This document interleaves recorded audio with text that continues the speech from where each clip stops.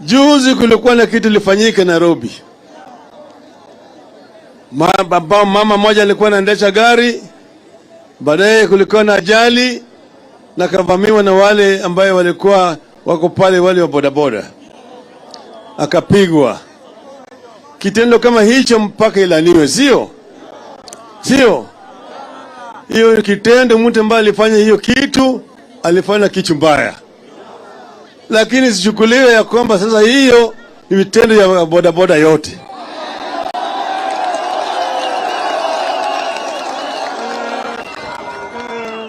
Watu wa bodaboda wanafanya kazi nzuri ya kusaidia watu, na ni watu wetu. Mtu akifanya makosa, huyo mtu mwenyewe ndiye aende ashikwe na dhivi. Mtu mmoja ambaye amefanya uhalifu, yeye ni mhalifu yeye, lakini sio ati wale wote ambao wako katika hiyo biashara ni wahalifu. Watu wa bodaboda wasiadhibiwe kwa makosa ya mtu mmoja.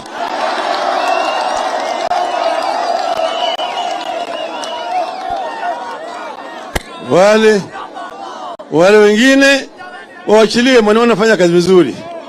Mimi ningependa kuhimiza askari wacheni kunyanyasa kwa bodaboda.